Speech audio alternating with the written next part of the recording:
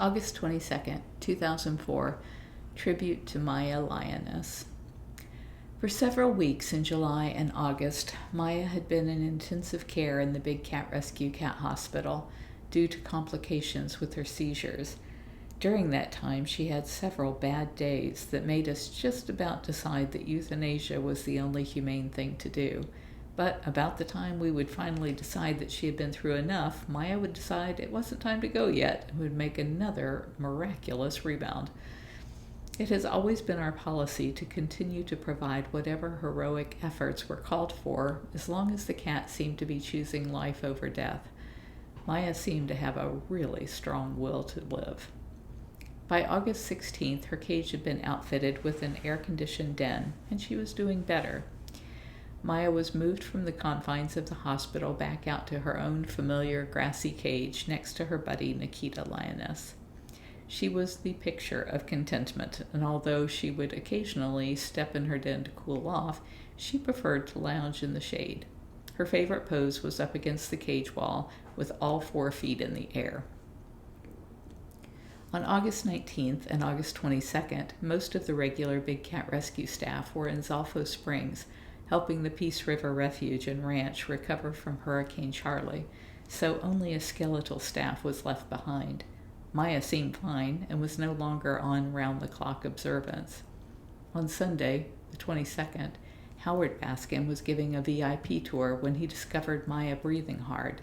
He alerted the staff of her condition by cell phone. Within 5 minutes, Carole arrived and began hosing Maya down to cool her off. Soon after, Scott Lope, Kathy Newman, Catherine Quass, Becky Gagliardo, and Dr. Liz Wynn raced onto the scene. Maya was carried back to the cat hospital where it was discovered that her temperature had spiked to 109 as the result of a severe seizure that must have ended shortly before Howard's tour arrived. Maya was given fluids, and Dr. Stacy Wadsworth and Dr. Rose Borkowski were called for advice. Dr. Rose Borkowski was her vet. She had come from Lion Country Safari, and it's not mentioned here, but Maya had been born at Lion Country Safari, even though they had given the males vasectomies.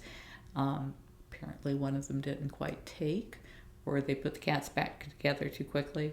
And so what happened was when this lioness had one tiny cub, then all the mother lions were fighting to try and raise the cub, and one had grabbed her by the head and the other by the body, and they were pulling her apart, damaged an eye so badly that she had to have the eye removed. She had brain damage, which is why she had these seizures. And then Lion Country Safari didn't want this mangled lion cub as an example to all the world of why you should not be keeping cats on display, and certainly should not be allowing them to breed. And so they had asked their vet to euthanize the cat, is what she told us. And so she pled with them to let the cat come to a sanctuary. And they really didn't want to do that because no zoo wants to be seen as being rescued from by a sanctuary. But she insisted, and so Maya did get to come and live with us for quite a while. Back to the letter here. Maya was given fluids, and Dr. Stacy Wadsworth and Dr. Rose Borkowski were called for advice. This time Maya was not responding. Scott tried to call Carole to ask if Maya should be euthanized because this seizure had left her with no chance of ever enjoying a quality life. Before the call could even be answered, Maya had made the decision herself and breathed her last. We are thankful that she got to spend her last couple of hours with the people she loved most. We are grateful for the time she spent with us in teaching us the lessons about accepting and making the most of the hand we are dealt. Maya touched so many hearts and inspired so many people.